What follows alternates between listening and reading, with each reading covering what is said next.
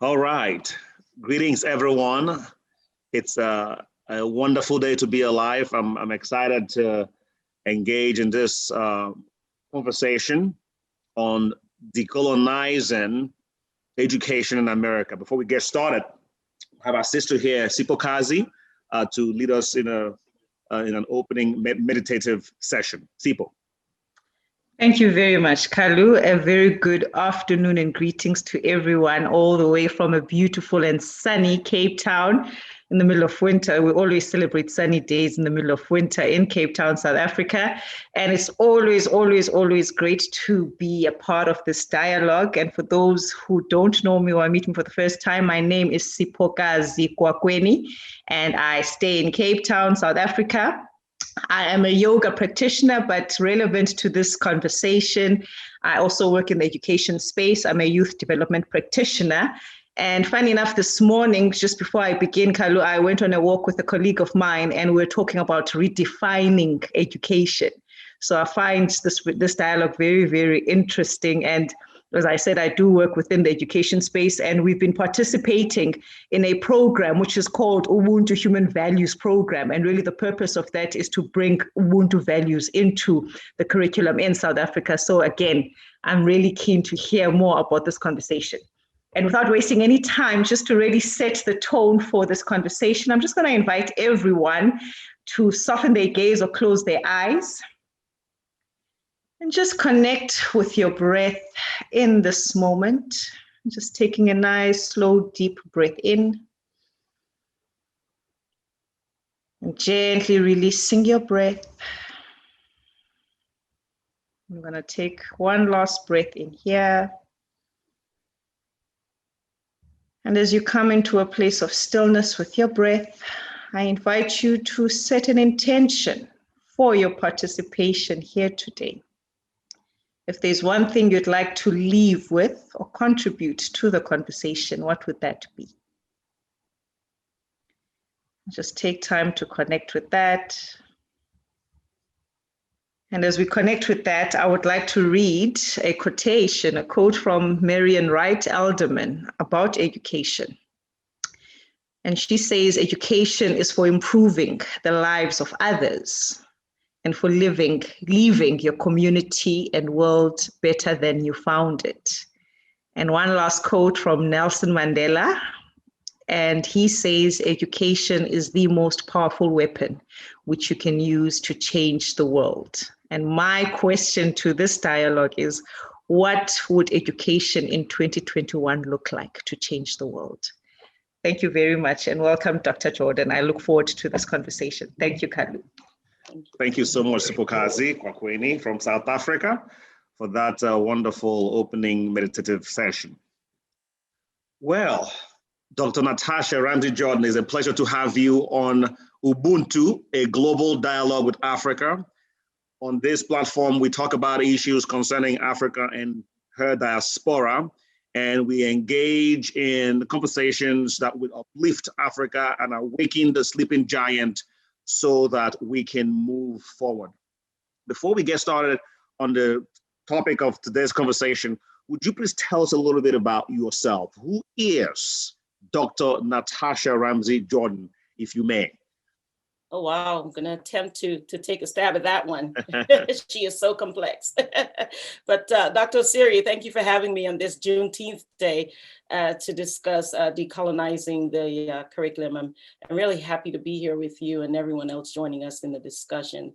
And so thank you again for having me. Dr. Natasha Ramsey Jordan is truly a combination of all those who came before her, and for all the possibilities of what she and her offsprings can be and do. She's a mother, a wife, and mother of 4. So she was fortunate enough to be married to Michael Jordan. She's always wanted to marry Michael Jordan, and her dream came true. I know everyone's going to be texting which Michael Jordan, but he's my Michael Jordan. And we have 4 beautiful children, Askia, Asaru, Amanra, and Akenti. And so Dr. Jordan is a mother and wife, and then also she's an educator, following the footsteps of her mom, Rosemary Ramsey. And so she is a combination, like I said, of all things before her and the possibilities of all things to come. Thank you. Thank you, Dr. Ramsey Jordan. You mentioned Juneteenth. Could you tell us a little bit about the history, just in summary, for those of us who are listening and who are wondering, what is Juneteenth? Because we have people tuning in from other parts of the world. Tell us a little bit, what is Juneteenth? Yes, so Juneteenth is a recognition of the emancipation of the enslaved African Americans. It came about 2 years after the actual day of emancipation, which was January 1st, 1863. But unfortunately, those living in Texas were still unaware over 2 years after the fact that freedom was here and they were free people. And so the Juneteenth is a combination of June and the 19th. And so that's how it got its name, Juneteenth, is recognizing when they actually received they being the enslaved African American in Texas, when they received word that they were freed and they were free people, some 2.5 years ago. So that's what Juneteenth is all about. There's an implication of something you just said about being free, but not knowing that you are free. That's for me. I heard something else as you were saying that, and that is, it's possible that you can be free, but you don't have the information that you are free, and until you receive that information, you may continue to walk around like an enslaved person. So we may delve into that to unpack that a little bit more and see if its implications. Please provide us an understanding of your experience in education, perhaps in America, since you spent a lot of your lives in America. Yes, I spent a lot of my life in America. I'm originally from Guyana, which is a small country in South America. And I came to the United States and at a very young age, and attended middle school, high school, and of course, college here in the United States. And so my experience in education here, I've been an educator over 10 years. I started out as a high school mathematics teacher, and now I am a teacher, educator, and assistant professor at the university. And my experience I found under the American education system, has been one of great rewards, and yet lots of challenges. And this idea of what we can do in the future to improve the education system.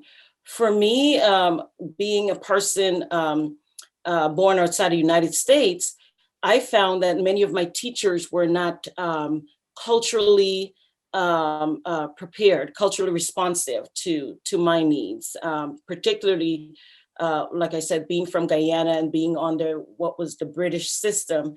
I found that coming here and going through the school system, they didn't really know what to do with me. Because it wasn't until recently with Dr. Gloria Latson-Billings and others who started to talk about, let's teach from a culturally responsive, culturally relevant,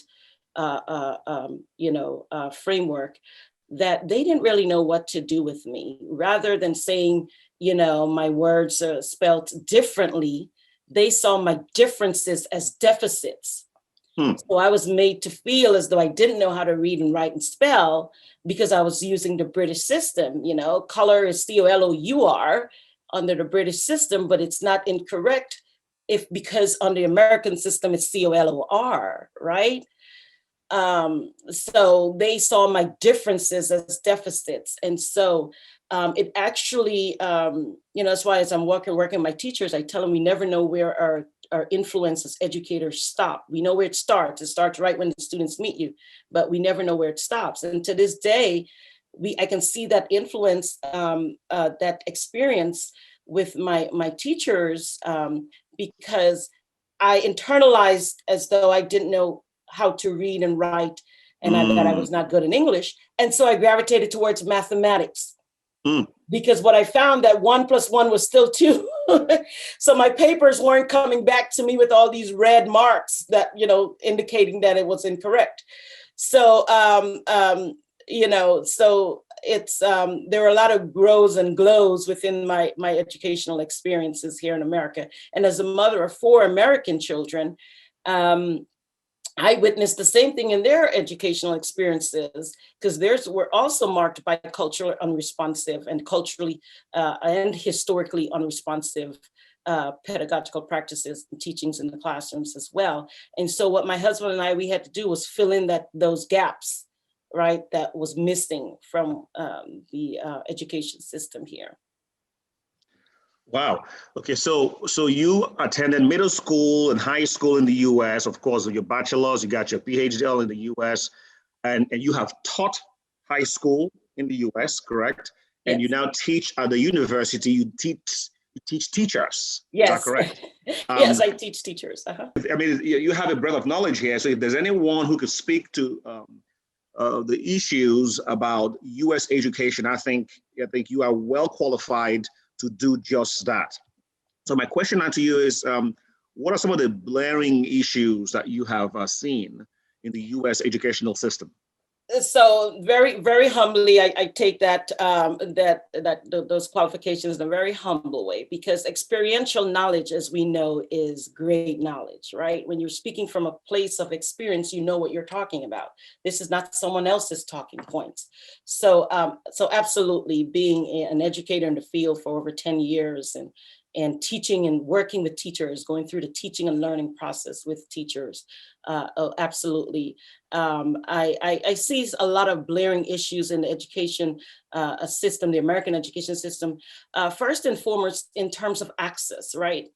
I find that access is almost limited to your zip code in America. And access in terms of equitable funding, or even high quality teachers. I think it was Dr. Linda Darling Hammond. She conducted a study and found that, I think it was in 2010 or something like that, she conducted a study and she found that many of the high schools across the nation serving predominantly Black and Latinx and just Black Indigenous people of color did not have all of the I guess, courses and content within their curriculum at their schools, right? Some schools didn't even have simple things like algebra and algebra 2, right? Course textbooks, access to AP courses, because maybe the teachers were not the most high qualified teachers, were not going to those schools.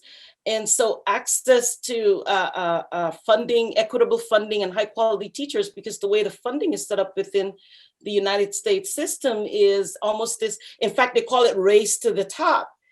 And if you're in a race and you have all of the equipment and the gear, and you're already ahead of the race, good luck to the others trying to catch up. And so if you are ahead of the race, most of the funding is going to be coming to you, right? And so this idea of equitable funding is just not there. You can't give a blanket statement and say those who have high performance based on what you measure, and the schools don't have the resources. You can't say, based on those who have high performance, they will get certain percentage of the funding, because then it's not, equity. We're looking for equity, not equality, right? You can't give an equal blanket number across the board. And, we're running a 5-lap race and someone's already at 3.5 or 4 laps, and someone else is now starting at lap 1 or 2 and say, hey, we'll level the playing field right now. Everyone gets the same thing. no, you have to find ways to help those that are lagging behind to actually try to catch up. And the other issue as well is opportunity, which directly stems from that access, right? Getting the opportunities to learn. I found that students from historically marginalized groups, like particularly Black, Indigenous, people of color, Latinx students, they are just as capable as any other student, right? But they weren't given the opportunities to learn, the opportunities to make connections with businesses in the area. If we're talking like STEM is the new buzz, right? It's been the buzz for years, past a few years now. But if our students are not getting opportunities to connect with businesses in our areas, right? If they're not seeing these experiments conducted and having visits to museums and all these other things, you know, they can't make that connection, right? So the opportunities for investments, for, you know, to come in and say, we want this, and to have the actions match the rhetoric, right? Those opportunities, these are missing. And then finally, which kind of leads into what we're talking about here, is the curriculum and the pedagogical practices and preparation. The curriculum in terms of what is being taught, you know, this absence of truth and diversity and inclusion, and then the pedagogy, pedagogical practices, meaning how we teach, what we do, our practices, and how we teach the curriculum. There's a disconnect there. And that's why I'm really glad you asked me about my educational experience, because that's how I felt, disconnected from my teachers. No one really took the time to connect with me. And let me just add that it wasn't a Black and white issue in the disconnection. It was a teacher-student issue, because I attended predominantly Black and schools with predominantly Black teachers in New York City, that the disconnect was there. Because remember, culture and race are two very different things, right? So this disconnect between what is being taught and how the students can actually use it, as our speaker before you mentioned, to improve the lives of others, when she was quoting someone else. So those are some of the blaring issues I find in the American education system. Wow, you know, it's interesting you talk about the issues not being about race, but about, you know, teacher-student understanding and interaction. And I remember reading a paper that actually highlights that point. And in that paper, it talks about how teachers oftentimes will zero in on an African-American or an African student, or I should say in the US, a person of color.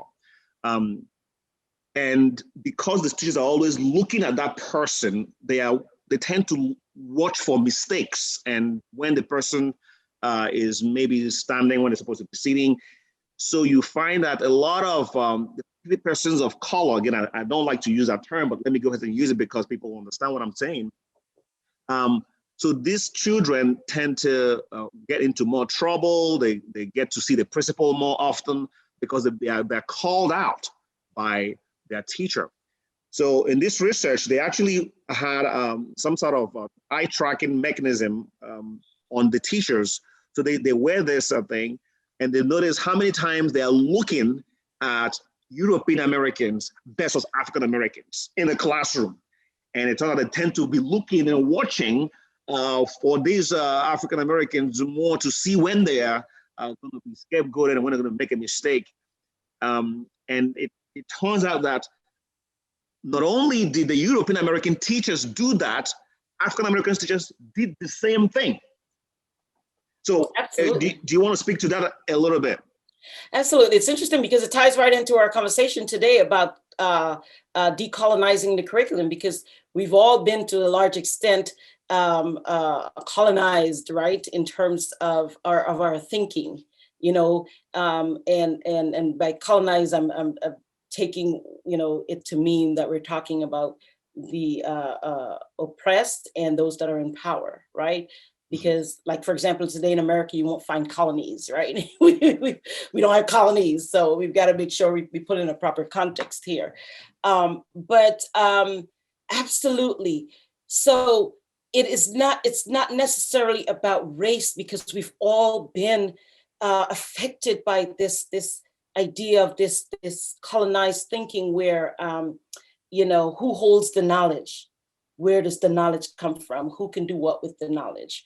And we find that teachers, unfortunately, are looking to our, and I know you don't like to use the word people of color, so Black, Indigenous people of color. And that's another issue with colonized thinking, is because we are still yet to become comfortable in a term that is, embracing and accepted by all, because we're still in this steady fight to, find out, more about who we are, what we are, and what we want to be recognized as. So, we come from all these different words. 10 years from now, Black might not be the thing to say, right?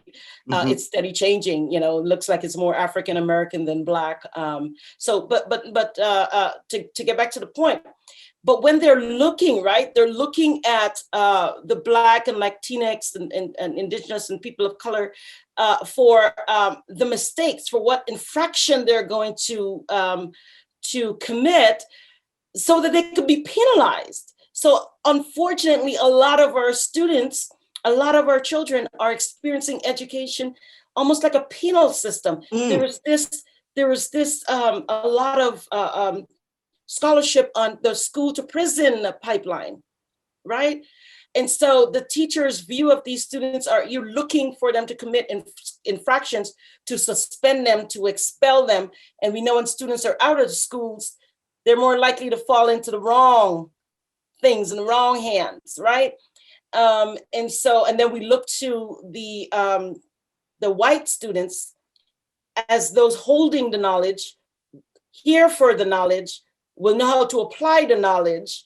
They're doers of the knowledge, and so it's not a race thing in terms of it's only white teachers that do this. This is Black and white and brown and all the teachers, because we were all every one of us under the system of colonized, this kind of white supremacy thinking. This is Ubuntu, a global dialogue with Africa, and we are talking about decolonizing education in America today, being Juneteenth. When we have specifically, even though it's a global platform, we've chosen a topic for America because we are also celebrating Juneteenth, which is the day of emancipation in America, when the enslaved folks got news that they have been freed. And here with us, we have Dr. Natasha Ramsey Jordan helping us unpack what it means to decolonize the curriculum, to decolonize education in America. And for those of you who are listening from different parts of the world, even though we are using the American example, I'm sure you could find some connections as to how you can apply what we're discussing here in your region, in your part of the world. Now, Dr. Ramsey Jordan, what does it mean for a curriculum or for education to be colonized? And what does a decolonized curriculum look like to you? Okay, so great question. And I think in order to attempt or to begin to answer that question, we first need to flesh out, unpack what is curriculum, right? What is curriculum? What do we mean by that? We also need to, or more specifically, what is academic curriculum? And we also need to understand, again, what we mean by colonize. And then finally, what it means to decolonize that curriculum. And so what is curriculum? When I think of curriculum, I think in its simplest form, it's the central guide, right? It's the plan that we expect all educators to use for the teaching and learning with students, and so that every student receive a sort of rigorous experience. Here in America, we call them standards, right? We have standards that we set forth for our teachers to have an idea of what we want them to cover each year, And so we have this year by year, all through K through 12. Any teacher in any part of the United States should be able to go to their state's Department of Education system and find out what those standards of the curriculum, what those standards are for the particular year grade level that they're teaching, right? And so that's our understanding of curriculum. What should that guide, that central guide, that plan be? And then when we also think of curriculum, we want to talk about what is its purpose, right? What is its substance? And how do we practice it? What are the pedagogical practices going to look like? And so in terms of purpose, the main purpose is really to empower our students, right? To become what they want to be, to do what they want to do, right? To bring students into this full sense of their awareness or realization, and for to take it a step further, for them to understand how to navigate their way throughout life, right? To empower them to be able to do so. The substance in curriculum is really the content, right? It's what is taught. If we examine a quick examination of the American education system, and it's probably worldwide as well, because a lot of scholars are pointing out that we're watering down our curriculum a little too much. Math has become this rote memorization in order to pass a test, right? A history is left up to just dates, times, and names. No dialogue to really investigate what happened. Science is kind of this, read what the textbook says, and then that's, regurgitate that back to me, little to no experimentation done over days and days. And then, grammar and writing for the art of language, right? And so it's kind of been watered down, some would argue, to those things. So that's the substance, but the practice is, for me, like the meat and potatoes as well, because how you show up in the classroom as an educator and your pedagogical practice will determine your teachings. It's going to determine the experience of your students, how you show up, because within the practice is where we begin to basically think about what are the teachers going to do, what are the students going to do, what is the teaching and learning going to look like. Within the practice, we're going to think about who our students are, the who, the what, the where, the when, and the why the contents should be what they are. And within the practice, we also begin to talk about the cost of teaching this curriculum, right? So curriculum in itself, it's the guide, but it has all these subcomponents to it that are very, very important, like the purpose, the substance, and also the practice.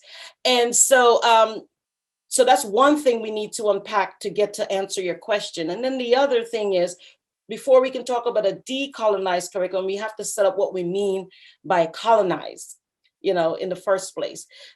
Because like I said before, when we look around today, particularly in America, we're not colonized nations anymore, right? We don't have colonies, right? We are the United States of America.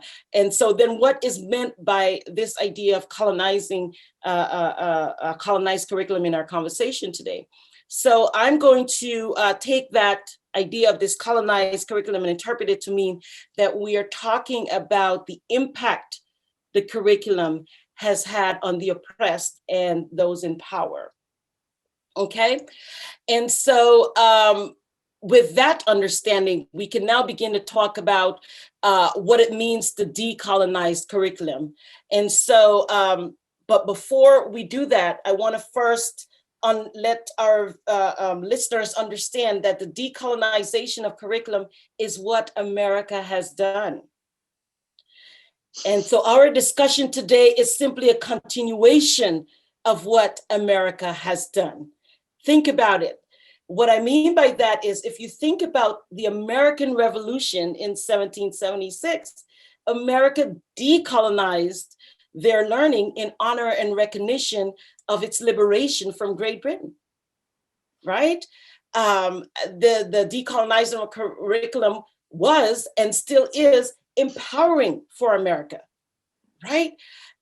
We don't learn about King George. I even think that might have been his name, but we don't learn about him. We go back to our great founding fathers.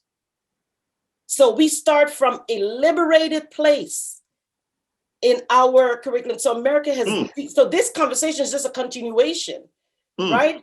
In fact, if we mention King George in our curriculum, it's probably just to speak to our victory. It's to speak to about our independence, you know, and how we fought and won, right? But the decolonization of the curriculum is partial. America's decolonization of its curriculum is partial, and it was intended for whites. And so it mainly benefits whites, right? And so remember, in a colonized curriculum, it's designed to maintain control of the construction of knowledge, the production of knowledge, the distribution of knowledge by those in power against those who are oppressed. So when you look at your textbook, for example, you're not going to find much diversity in those textbooks, right? As a math educator, I have to be intentional about making sure my students are seeking out, my students being teachers, seeking out scholars, math scholars that are of color, right? Not just white males, that are of women, right? Because America's textbooks for mathematics, it's dominated by white males. So I have to tell them, be intentional, making sure our young girls see ourselves in our mathematics textbooks, right? So they have to look for women, they have to look for people of color, because again, part of the colonized curriculum is this understanding of who controls, who constructs, who produces, distributes the knowledge, right? So the reason why I said America's decolonization of its curriculum is partial and favoring whites, because if we go back in time, Blacks and Indigenous people of color were just acted on in terms of the curriculum. They were never thought of as contributors to the curriculum, right? The curriculum was there for them to just accept their status, whether that was being thought of as 3/5 human, or as enslaved, or as their place in society was just to be servants, right? In fact, they were forbidden from education. It was illegal for Blacks and Indigenous people of color to be even caught with a book in hand. You have to hide the fact that you can read, right? I believe it was somewhere in Virginia where a woman, I think her name was Mary, I can't remember her name, but it was under a tree that she started to gather some of the young enslaved African-American students and started teaching them how to read, you know, using little, you know, dim lights, because if you get caught, that's your life, right? So that's what I mean by the partial decolonized curriculum. And so even though the curriculum is decolonized, again, it's primarily for whites, it means that we must further decolonize it. And I think that's what the nature of our conversation is here today. It means that we need to think about equity, we need to think about diversity, we need to think about inclusivity, and we need to think about access in its purpose and substance and practice of the curriculum. And so we would have to challenge any belief that white, Western, Eurocentric epistemologies or ways of thinking, authorities on knowledges and pedagogies are genuinely superior to that of others in the world. We have to challenge that idea as part of decolonizing the curriculum, because we have to understand that the world had and has many different knowledge systems, understandings and approaches to knowledge, education systems, right? They had different ways of constructing knowledge and ways to apply the knowledge, and of course, ways of changing and transferring the knowledge. For me, decolonizing the curriculum would have to involve, you know, ensuring that there's equity in its purpose of the curriculum, making sure that there's diversity in the substance.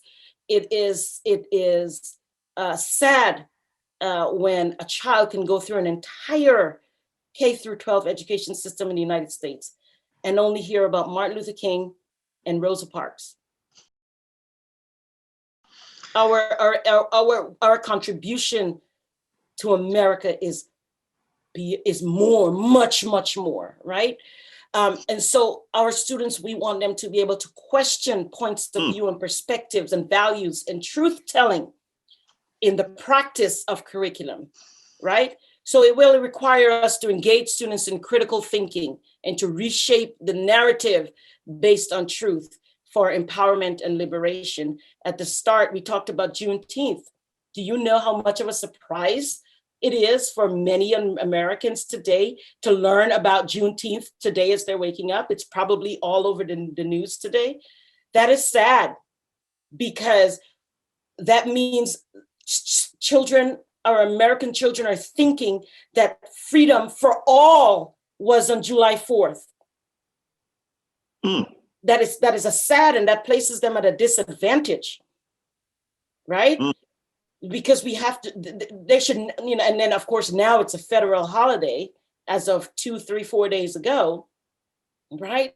So there was that deliberate and intentional, I believe, exclusion of this knowledge. This is powerful stuff, because we need this in order to empower all of our students, you know, so we can really create more of a liberated society. You know, as I mentioned, I'm a teacher educator, and when I talk to my teachers, one of the things I have them talk about, particularly around what used to be called Columbus Day by many, and I think now we call it Indigenous Peoples Day and so on and so forth. But when you're teaching your students about Christopher Columbus, right? Even if you stick to the script that is given to you in the text, you can still ask students to think, what might this look like from the perspective of the native indigenous people of the land? We have this narrative that's shaping a hero, right? What about the narrative from those? What about the perspectives from those that experience this person you want to see as a hero? Where might they tell us stories that would make us uncomfortable about, you know, rape and stealing and all this, and lies and all this stuff. But you need the full picture in order to understand and appreciate progress that we've made, right? And also the possibilities of what we might do as we move forward. So that is huge.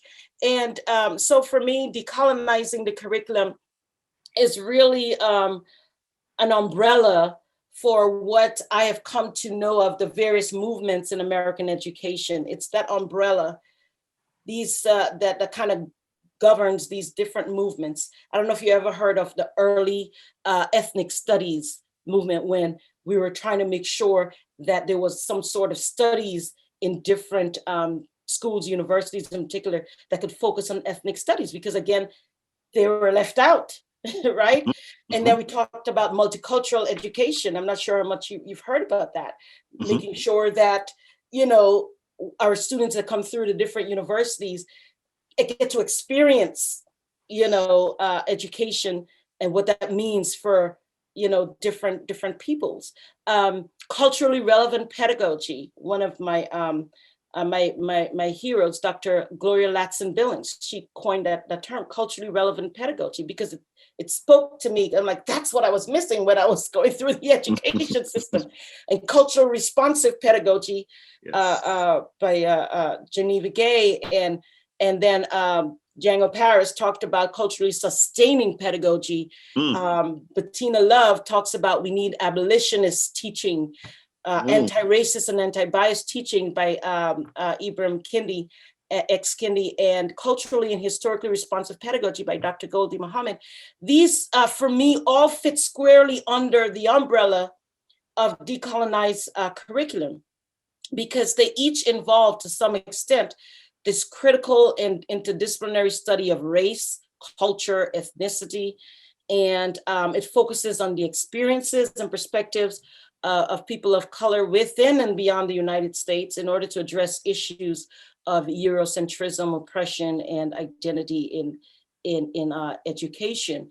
So for me, decolonizing the education is it's about all of that. It's about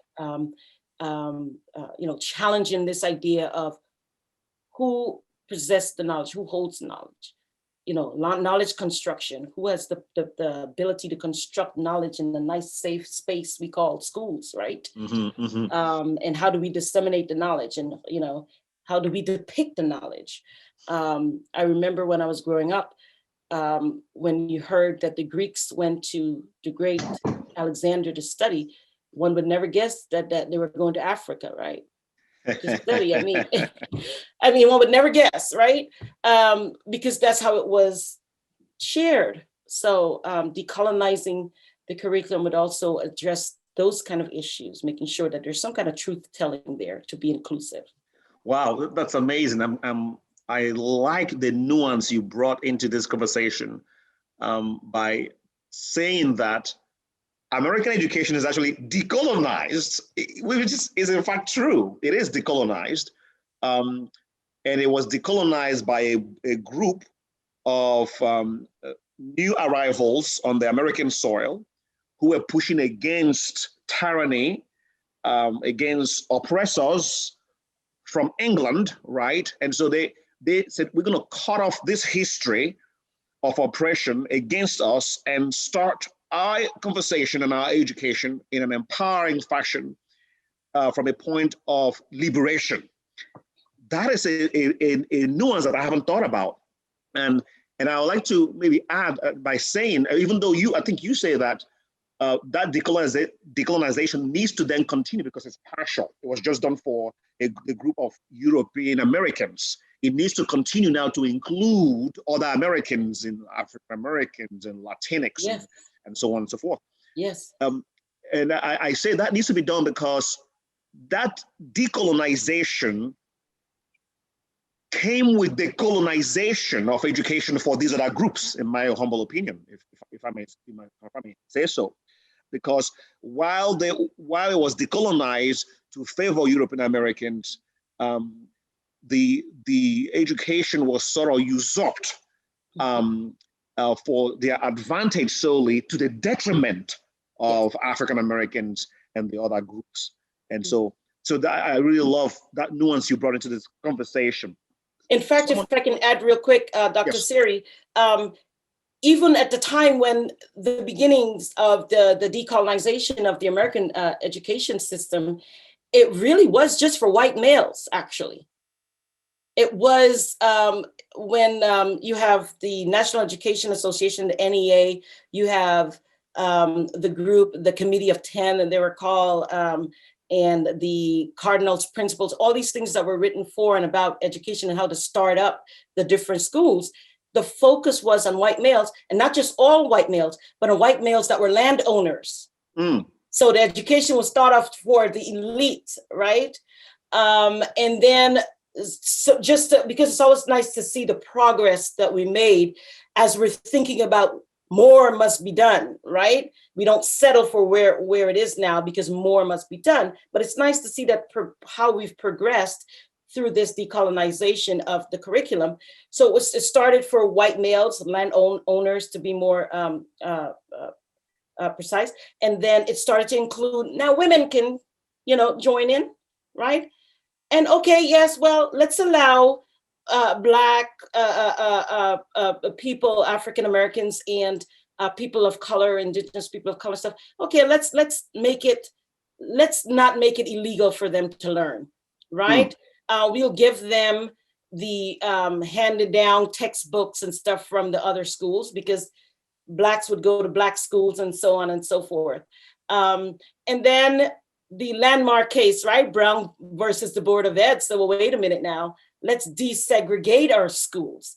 So you see this steady, one can argue, progression towards, further decolonizing the curriculum in a very necessary way. But now our conversations moving forward is how do we decolonize it further? We still have ways to go. We have ways to go when we think about in terms of our students, Black and brown, Latinx students of color, they are more likely to be tracked into underperforming classes, slower, I use slower in quotes, special education classes, right? And least likely to be put in the gifted classes.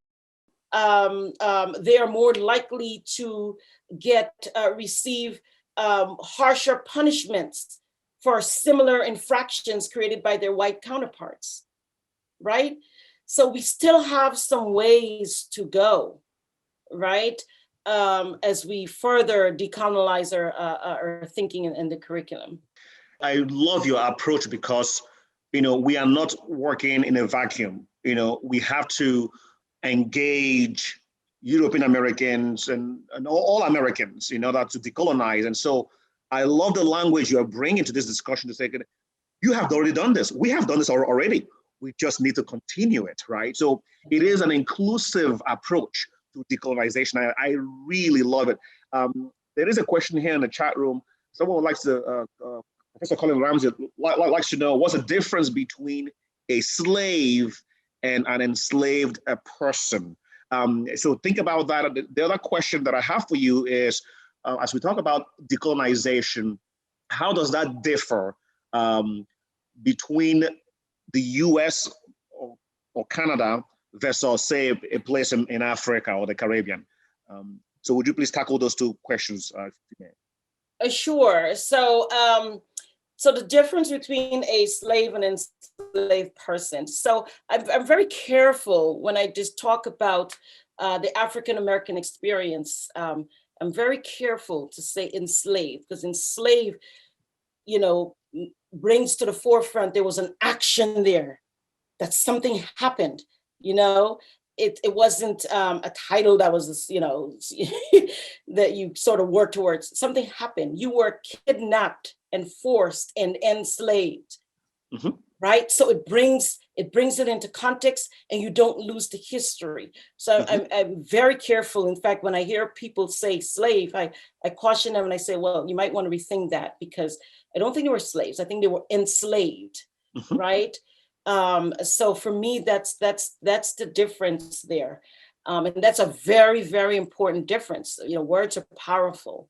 And then I think the other question you asked about the decolonization and the differences in the United States and I think you said the Caribbean. Other parts of the world, yes. Across the world. Yeah, okay, I'm glad you said across the world, because when I think of it in terms of globally, right? I think globally, that each state, nation, country, region must begin to think of curriculum that is inclusive and diverse for their space, right?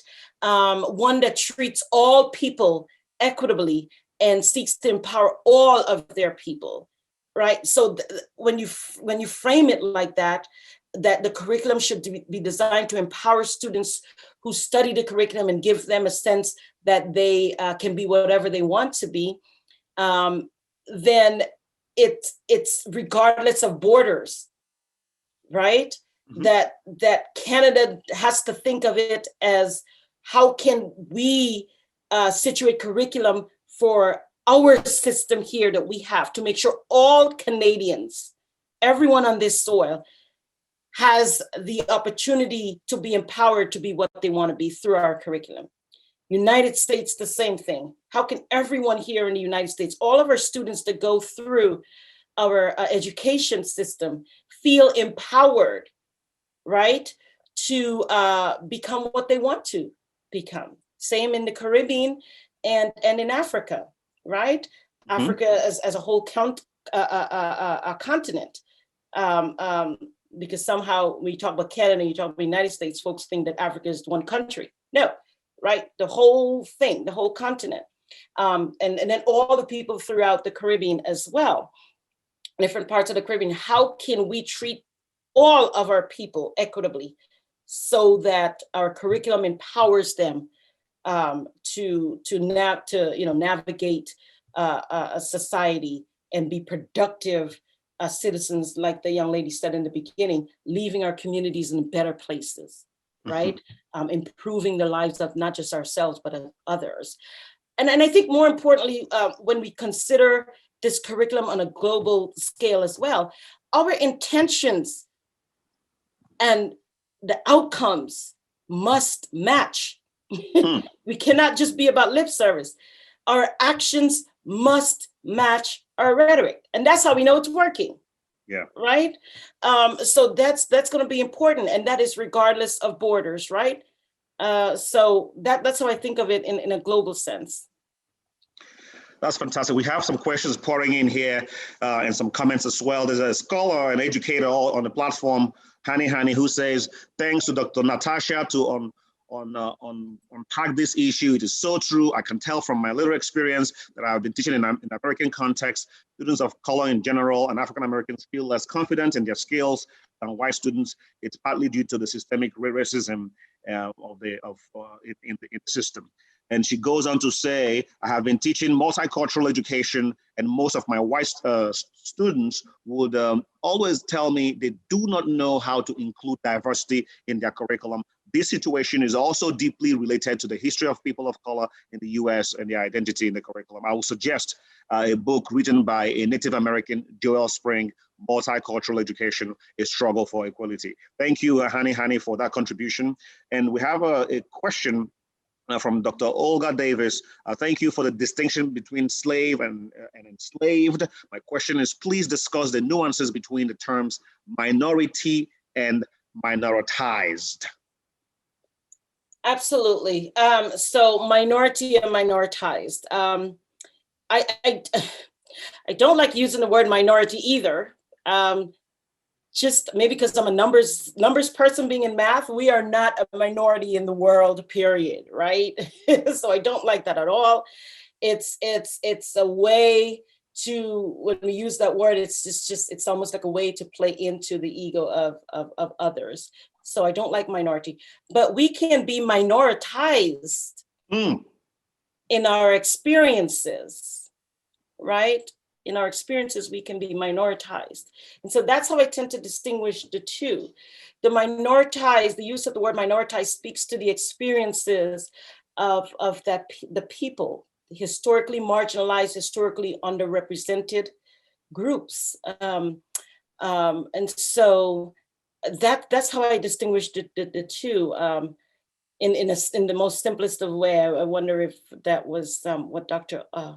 Davis. No, that is well done. In fact, may I just add and say, since we're on the topic of decolonization, I would say enslaved person is a decolonized language for a slave.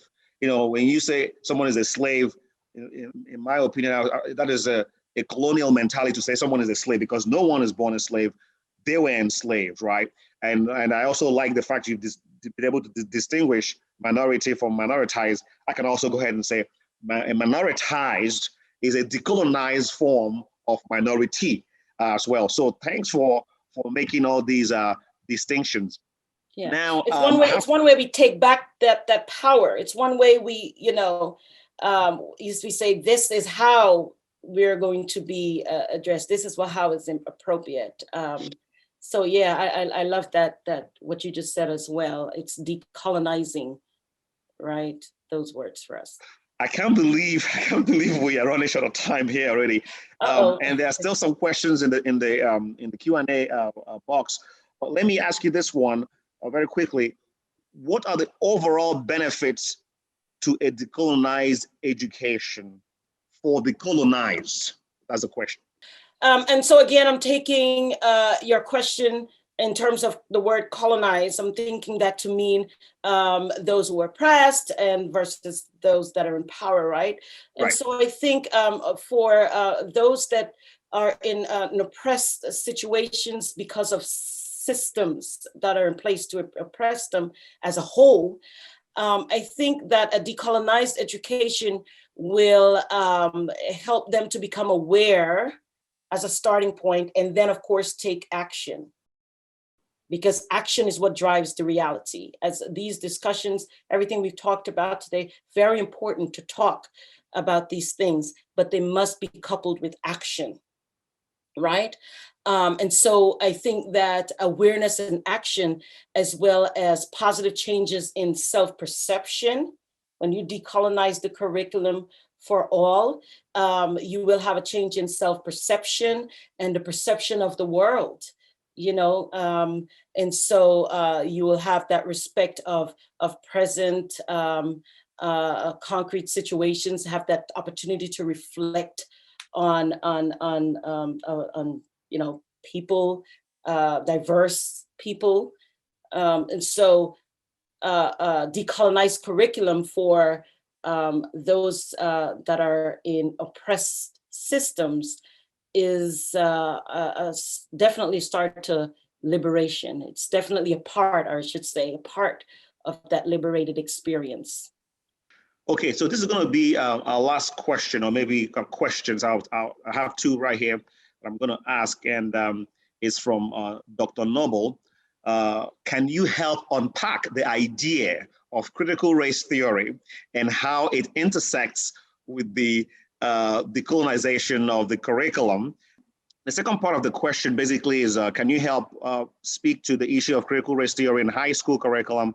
Does it exist in any form in high schools, or is it all drama purely political? If it does exist, why does it scare white parents? Now, I know you and I had a chat about this, about critical race theory, and you are well versed in the area of critical race theory. In fact, your dissertation was centered around critical race theory. We agree that we do not have time to do justice to the topic of critical race theory. We will have to invite you back to focus on critical race theory. However, just maybe for the sake of those who are hearing this for the first time, what is critical race theory and what can you say about it? And that will be the last question, and we close. Okay, so critical race theory is a theory that came out of critical theory, and it seeks to examine the way race and racism intersects with culture and the challenges, dominant notions as well as discourses in education. And it does so through this rich and deep deconstruction of racist policies and procedures. So it has, some key tenets in there, race being an ordinary part of everyday society, and also in terms of interest convergence, also about race as a social construct, and storytelling and counter storytelling, and the intersectionality and anti-essentialism. And I believe there's another one, differential racialization, and so on. But since we're talking about education, just real quick, I'll tell you how it shows up in education. So CRT helps us to examine the structure of schools and school policies and practices. So I talked a little bit about it earlier about the tracking system and stuff. So it will examine curricular practices in schools, such as teacher expectations. There are multiple studies that have done where teachers comfortably disclose that they would expect more from a white student than they would a Black student, right? So CRT, critical race theory, would help you to deconstruct those.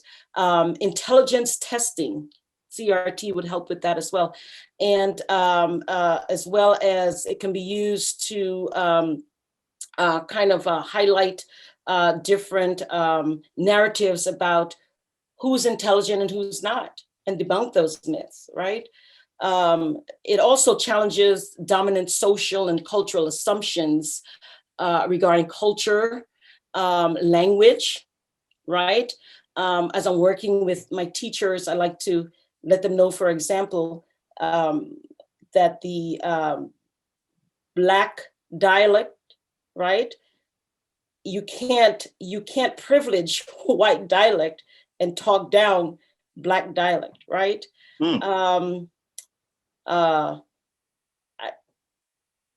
Nebraska, so you betcha a lot, right? In the South, they say, I'm fixing to go. I'm fixing to go somewhere. But when you hear a Black person talking, they say, I'm finna to go somewhere. I'm finna go right now, you know? Or rather than say, you betcha, they might say, that's dope, right? But somehow the Black dialect vernacular is just not right. It's just not respected. And so CRT helps us to challenge that as well in terms of language and capability, because maybe you hear them talking in slang, you think they're not capable. You know, some of our greatest poets came out of the hip hop rap culture using slang, right? It challenges certain research and pedagogical practices and so on. It also seeks to honor the experience, and I spoke a little bit about that earlier, but it honors the experiential knowledge and lived experiences of Black, Indigenous people of color who are generally marginalized, if not silenced, you know, in the educational discourse. And it also challenges, it helps to challenge dominant ideology that might be more supportive of this deficit notion about students of color. But yeah, as I mentioned to you before, to do CRT any kind of justice, it would require more talk, more conversation. And particularly for me, I believe that in this conversation that we're having now about critical race theory, it should be just that, a conversation. It should not just be a monologue where I'm telling you about CRT. It should be more of a dialogue where everyone is pitching in on their take on it. You know, but that's my take on it and how it shows up in education. For the benefit of listeners from Africa and other parts of the world, I'd like to extend your example that you use about dialects and say in Africa, in Nigeria in particular, where I went to school, students will lose respect if they cannot, you know, articulate themselves very well in English, even though they can articulate themselves very well in their, you know, in their tongue, in their language, in Igbo or Yoruba or, you know, Ibibio, whatever the case might be. And I think there's something wicked about that, because an African person would still maybe accord respect to a Chinese who doesn't quite speak English. Maybe as an African, would still accord respect to a Russian or a French person who doesn't speak English because they speak Russian or speak French. But when it comes to an African not speaking English, oh, you are illiterate, you're uneducated, and you lose respect. So it goes back to this idea of having a colonized mindset, which we must decolonize. And so this is why this conversation is very apt. So thank you so much, Dr. Natasha Ramsey Jordan, for an amazing exposition and for your bringing your wealth of knowledge to enrich us here today. I'm sure our listeners really enjoyed listening to you, and we can't wait to have you back so we can continue this conversation into a critical race theory. And with that, I say Ubuntu. Thank you very much. Thank you so much. Thank you. Thank you for having me. Thanks everyone for listening. Thank you, everyone.